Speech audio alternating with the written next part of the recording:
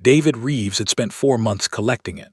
Soil samples from 3 continents, water analysis from 7 river systems, trade logs that showed a pattern too deliberate to be accidental. The toxin had no name yet in any galactic database. Earth's scientists had to build the profile from scratch, working backward from dying crops and failing harvests until they found the thread. And when they pulled it, the whole design unraveled cleanly. It led to the Varka. David was not a soldier. He had never carried a weapon in his life.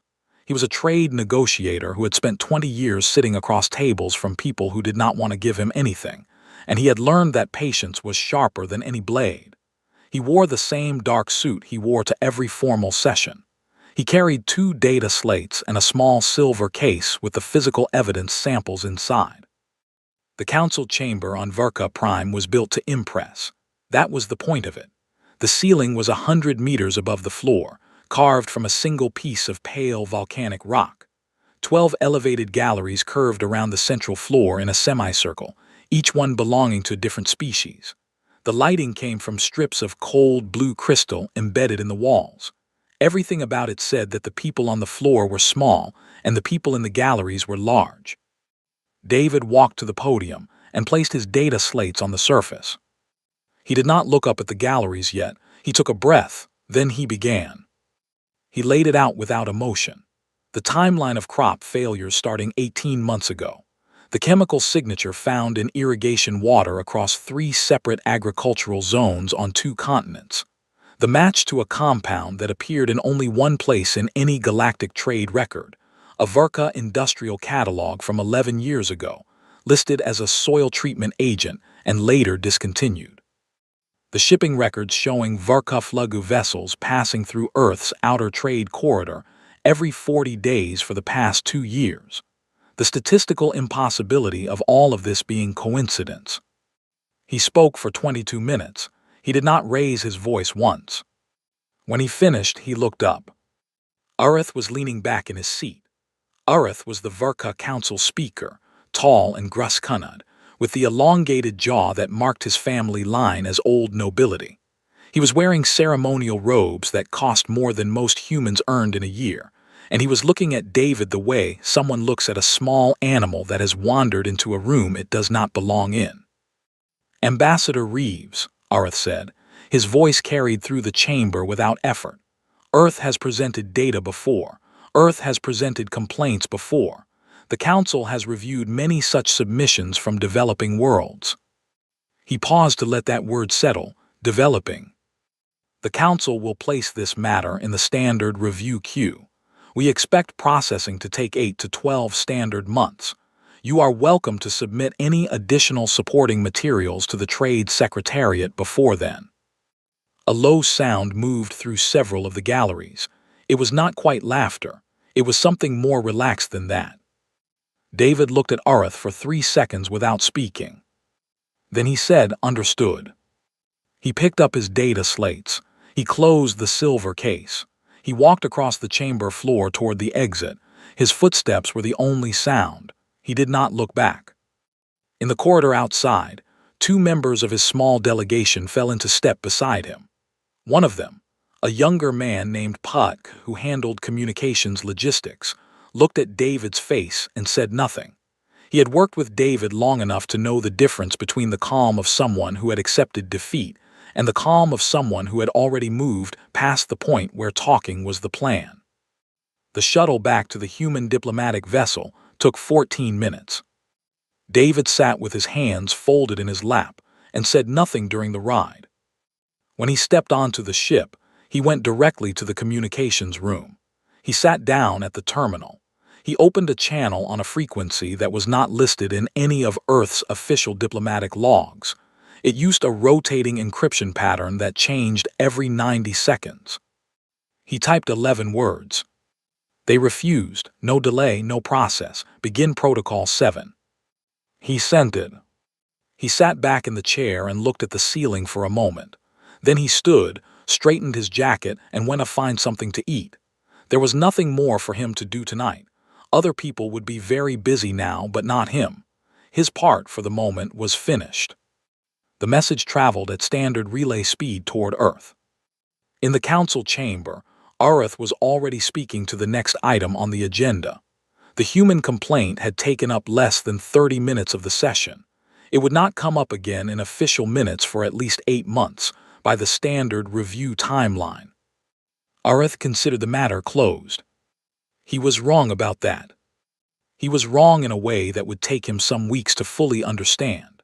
And by then, the understanding would come not from a diplomatic note or a formal protest, but from a series of very specific and very expensive problems that would arrive one after another with the quiet regularity of a metronome. But that was later. For now, the chamber moved on. The blue crystal lights hummed. The agenda continued.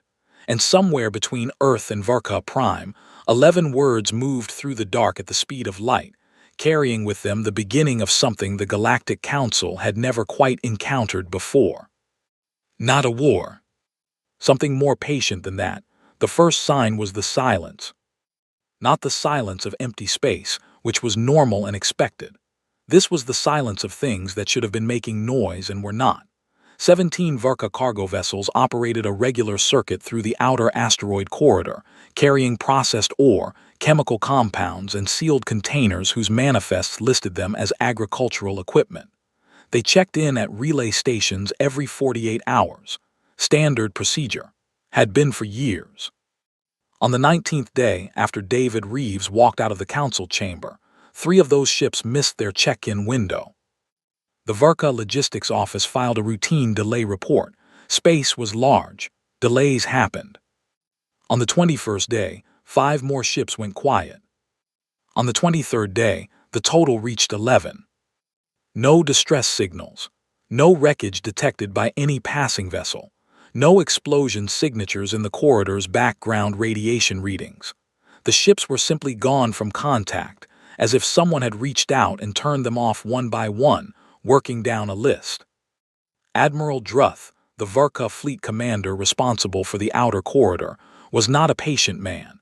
He sent a furious demand through official channels to the human embassy on the neutral station at Reach Point 7. He used language that a diplomatic office would normally return as unacceptable. He did not care. No reply came. He sent a second message, still nothing. He sent a third, this time through the Council's official communication infrastructure, so that the message would be logged and timestamped by a neutral party. He demanded an explanation, an acknowledgement, anything. The human embassy at Reach Point 7 remained silent.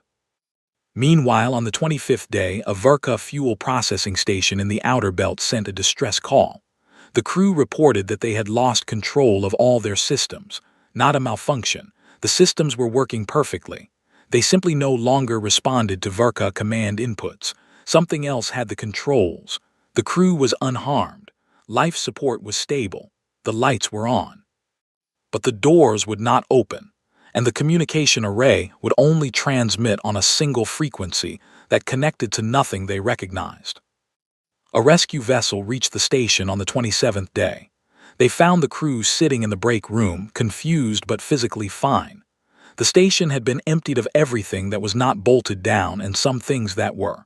Equipment, data cores, fuel reserves, the physical archive of the station's operation logs for the past 3 years. Gone, not destroyed, taken. On one of the stripped walls, someone had left a single line of text printed on plain paper in standard Galactic script. It read, "We still have questions about the soil treatment compound." Kunsala Paul of the sullen species requested a closed emergency session. Paul was one of the quieter members of the council, a researcher by background who had spent 30 years studying conflict patterns across galactic history before entering diplomatic service. The request was filed as a security briefing rather than a public agenda item. 7 council members attended. Arith was not among them. Pale stood at the front of the small chamber and pulled up a file that his office had been quietly building for 3 weeks. He did not speak dramatically. He spoke the way someone speaks when they are more worried than they want to show. Humanity, Pale said, has been continuously at war with something for almost the entirety of their recorded history. Other species disease their own climate each other. When they were not fighting something external, they were fighting internally, and the internal conflicts often lasted generations. What is important to understand is not that they survived this. Several species have difficult histories. What is important is what they built during it. He pulled up a diagram. It showed human strategic doctrine across 6 centuries. They developed an entire field of military practice devoted not to winning battles but to making the enemy unable to continue fighting. They called different versions of it by different names: attrition, logistics warfare, economic pressure. The underlying principle is always the same. You do not need to defeat an enemy directly. You need to remove their ability to function. One of the attending counselors, a breath delegate named Mevin, said quietly, "And the missing ships, the station, are not random," Pale confirmed. Every vessel that has gone dark carries supply loads for Volkai operations in the outer sector. The fuel station that was emptied supplies the same corridor. Someone mapped their logistics network and is removing it, piece by piece, without violence, without debris, without a single thing that constitutes an act of war under council law. The room was quiet for a moment. "They are being very careful," said another delegate. "Yes," Pale said. "They are being very careful. That is the part that concerns me most." That night, Oreth received a personal message. It came through a private channel, routed through 4 different relay nodes, origin technically untraceable but practically obvious. It contained no words. It contained only a set of coordinates and a timestamp from 2 days prior. Oreth sent a scout vessel to the coordinates. The scout found the remains of a facility that did not appear on any official Volkai registry. It had been a production site. The analysis team identified trace chemical signatures consistent with the compound named in David Reeves' presentation to the council. The facility had not been bombed. It had not been burned. It had been taken apart with precision tools, component by component, until nothing remained but the shell of the building and the smell of something industrial that had once happened there. Every record, every sample, every piece of manufacturing equipment. Earth had all of it now. Oreth sat alone in his office for a long time after the report arrived. Outside his window, the cold light of Volkai Prime Star was setting over the capital. It looked the same as it always had. Nothing had visibly changed. And yet something had shifted in a way he could not quite name, the way the ground shifts just slightly before something larger follows. He told no one about the facility. Not yet. Pale had a habit of working late. His office on the neutral station at Reach Point 7 was small by Selen standards, walls lined with physical data storage units that he kept, because he did not trust anything that could be remotely wiped. He had 3 screens running at once most evenings, cross-referencing sources that most council analysts considered too old to be relevant. Military history from pre-contact civilizations. Conflict records from species that had gone quiet or gone extinct. The bones of wars that nobody was studying anymore because they were over. He had been building the human file for 11 years, not because anyone asked him to, because he had noticed something in the early contact records that he could not stop thinking about. He called it the patience variable. Every species that reached space had overcome something to get there. The Volkai had survived a planetary ice age. The Selen had survived 3 separate extinction-level asteroid events. The Breath had survived a civil war that lasted 400 years. But in every case, the survival had happened and then ended. It became history. The species moved forward and the survival pressure eased.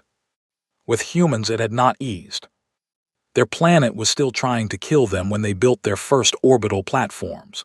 Viral mutations, extreme weather, resource conflicts, geological instability.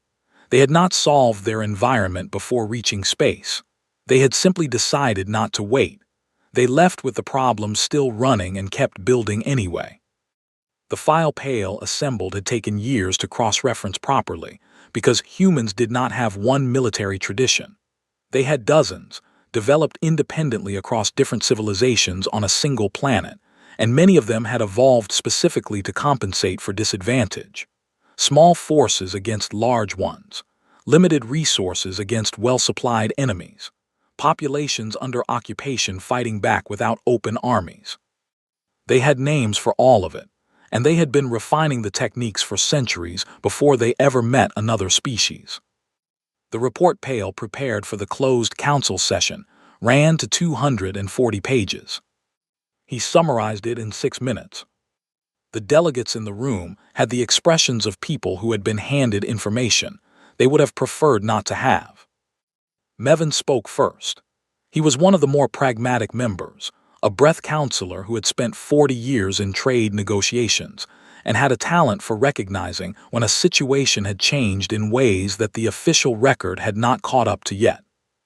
"You're saying they planned this before Reeves even walked into the chamber," Mevin said. "I'm saying the capability existed before he walked in," Pale replied. "Protocol 7 is not something you design in 3 weeks. The infrastructure for it had to have been built over time. Quietly. The diplomatic presentation was genuine. They wanted resolution, but they were not going to that chamber without a fallback already in place." "That is not how developing worlds operate," said another delegate, a thin-limbed Selari named Bren who handled outer sector economic affairs. "No," Pale agreed, "it is not." He pulled up a section of the report. It detailed a human strategic concept that translated imprecisely into galactic standard.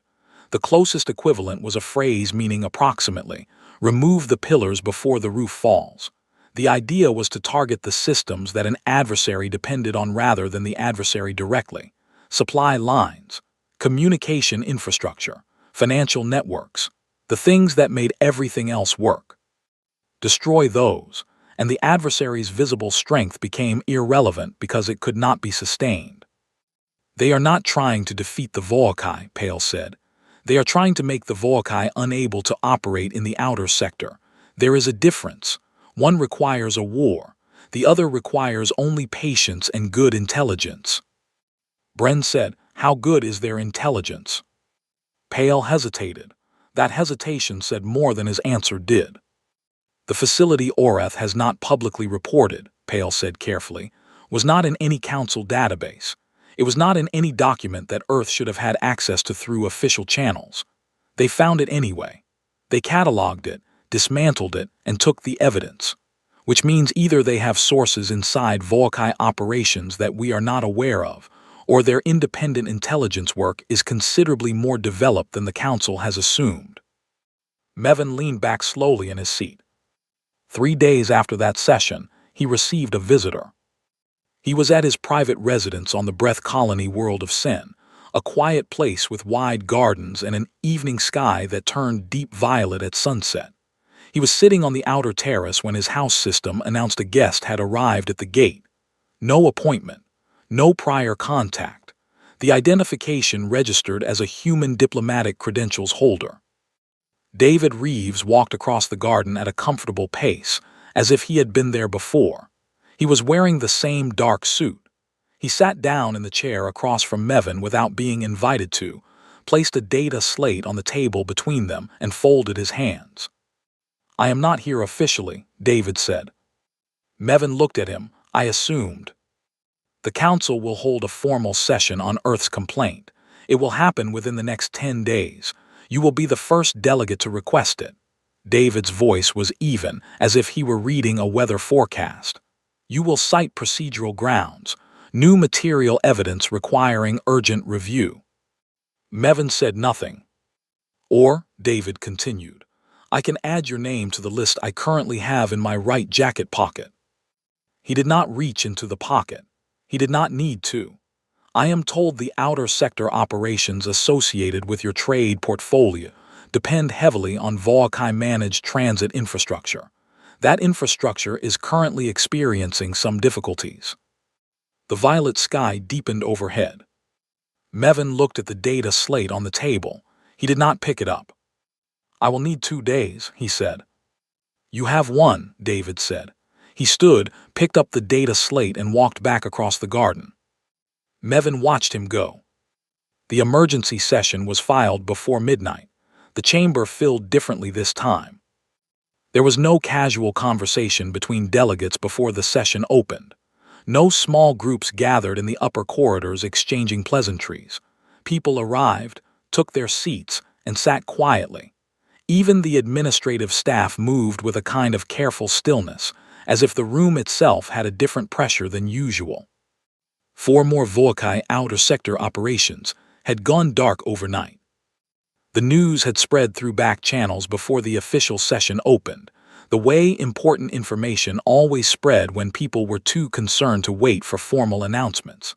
A processing relay near the Den asteroid cluster, offline.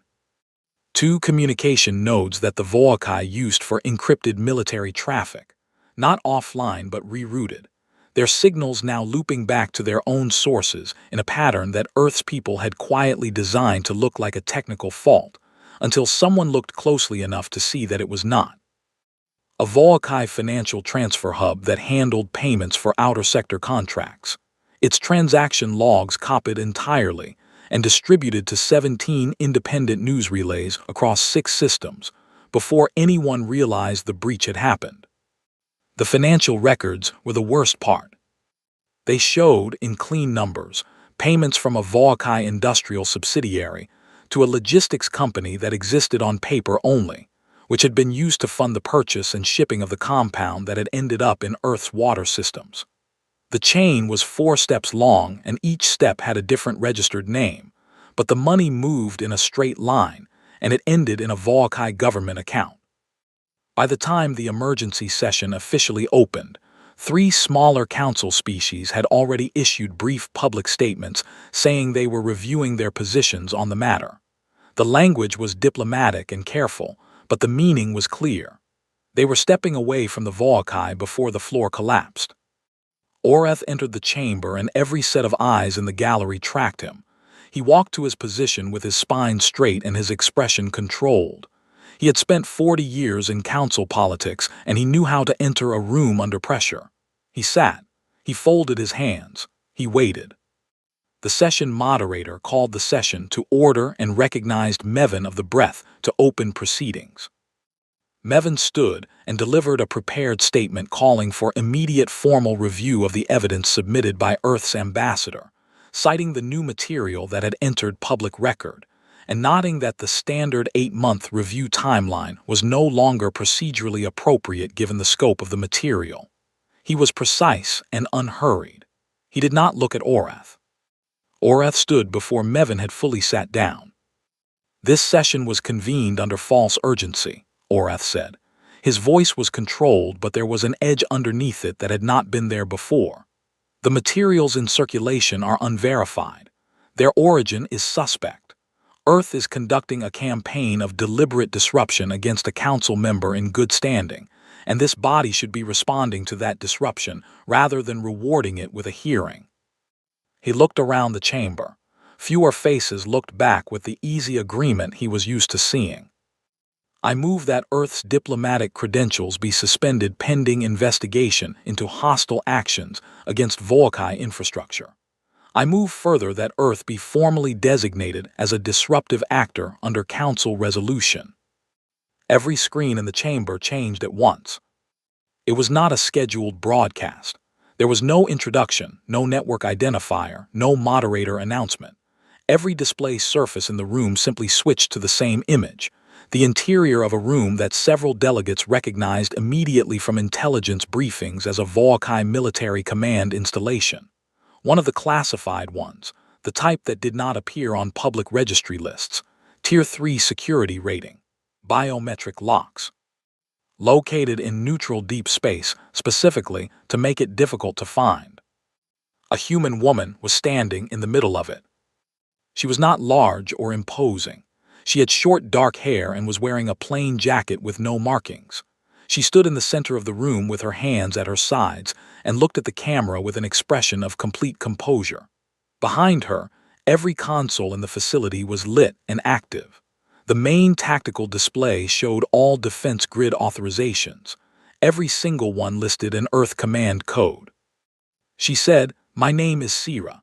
I work in external operations for Earth Strategic Coordination Office." Her voice was calm and clear. I want to assure the Council that this facility is undamaged and all Voakai personnel here have been safely relocated to a neutral holding area where they are comfortable. Nobody has been harmed. She paused.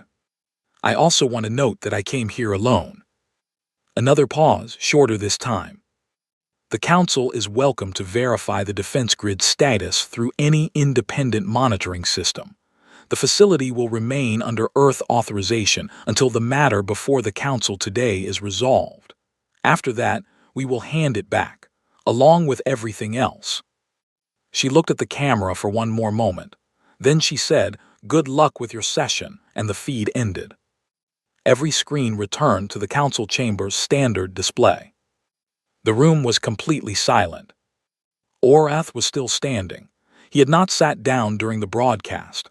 Now he sat slowly, as if his legs had made the decision independently of the rest of him. His hands, folded on the desk in front of him, were very still. Bren of the Cellari leaned toward the delegate beside them and said something in a low voice. Pale, sitting in the observer section, watched Orath's face and noted the exact moment when the calculation behind the speaker's eyes shifted from calculating how to fight to calculating whether fighting remained a rational option. It was a small shift, easy to miss if you were not looking for it. Pale had been looking for it. He had been looking for it since the day David Reeves walked out of this chamber with his data slates under his arm and said nothing. The moderator called for order. Delegates began to speak. The session moved forward. Orath did not speak again that day. David Reeves came back to the Council chamber on a Tuesday. He had not announced his return. There was no formal notification sent to the Council Secretariat, no scheduled appearance on the session agenda. He simply appeared at the chamber entrance when the morning session opened, showed his diplomatic credentials to the door staff, and walked to the podium in the center of the floor. Nobody stopped him. That was different from the last time. The last time, there had been a sense in the room that the floor space was a courtesy extended to something small. Now the delegates in the galleries watched him walk to the podium, and there was no amusement in any face he could see. There was something more careful than that, something that took its time looking. He placed one document on the podium, a single printed sheet, the physical kind, not a data slate. He had carried it folded in his jacket pocket. He smoothed it flat with one hand. Then he looked up. "I am not here to present a complaint," he said. "The time for that passed some weeks ago, and I think everyone in this room understands what has happened since then. I am going to tell you what Earth wants and what Earth is prepared to do in exchange for it. That is the whole of this conversation. It should not take long." He glanced at the document. Earth requires 4 things. First, the Voakai Council delegation will issue a formal acknowledgement, entered into the permanent galactic record, that the compound introduced into Earth's agricultural water systems was a deliberate act originating from Voakai-funded operations. Not an accident, not contamination from an unrelated source, a deliberate act. He let that sit for a moment. Second, material restitution will be paid directly to the farming communities affected on each of the 3 continents. The calculation of that amount has already been completed by an independent economic panel, and the figure is included in the document before me. It is not negotiable. One of the Voakai delegates in the upper gallery made a sound. David did not look up. Third, the Voakai seat on the Agricultural Trade Committee will be transferred to a neutral rotating appointment for a period of 20 years. Earth did not arrive at this number arbitrarily. 20 years is the time our agricultural scientists estimate it will take to fully restore soil viability in the worst affected regions. He looked up now and scanned the gallery slowly. Fourth, a formal apology will be delivered on the public galactic record, not a statement of regret, not an expression of concern about outcomes. An apology. Those are different things, and everyone here knows the difference. The chamber was very quiet. In exchange for these 4 things, David continued, Earth will return every asset currently under our operational control. The Voakai Command Station and its defense grid, The data cores, equipment, and records taken from outer sector facilities. The communication node access that our people currently hold. All of it will be handed back, intact, within 72 hours of the agreement being signed. He folded his hands on top of the document. I want to be direct about something because I think it will save time. Earth is not trying to destroy the Volkai. We have no interest in that. We are not here to humiliate anyone beyond what the factual record will do on its own. The people in my government who designed the response to what was done to our food supply were very deliberate about keeping every action we took short of an act of war. That was not because we could not do more. It was because we did not want to. We would rather have a neighbor who respects us than a ruin we used to argue with. Pale, in the Observer section, wrote something in his physical notebook. He did not write the words. He just made a small mark to remind himself of the specific tone of that last sentence. Earth has been at war with things longer than most species represented in this room have had written language, David said. We know what it costs. We know where it ends. We are not offering these terms because we are afraid of what comes next if you refuse. We are offering them because we think this is the better path and we want to walk it if you will let us. He stepped back from the podium. Mevin of the Breath spoke first. He said that the terms were proportional, that the evidence in public circulation left no procedural room for denial, and that the Council's credibility as a governing body depended on its ability to address provable harm done to a member world. He kept it short. Pale spoke second. He said only that in 11 years of studying human conflict history he had found one consistent pattern. When humans said they preferred resolution to destruction, they meant it. And when they said they would respond if pushed further, they also meant it. He suggested the Council take both statements seriously. 4 other delegates followed in support of the terms. The Volkai representative who spoke was not Orath. Orath had not come to the session.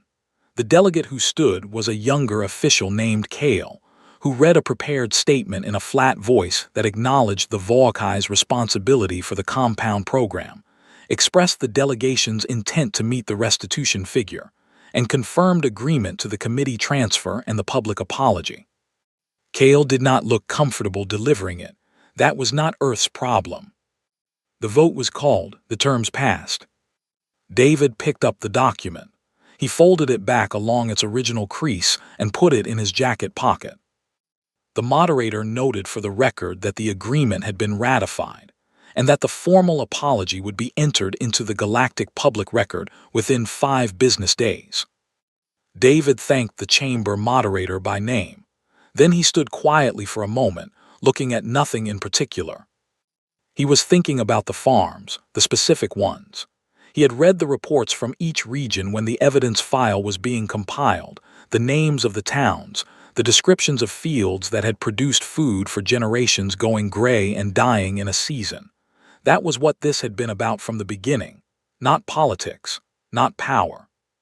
Just the farms. He picked up his data slates and walked out.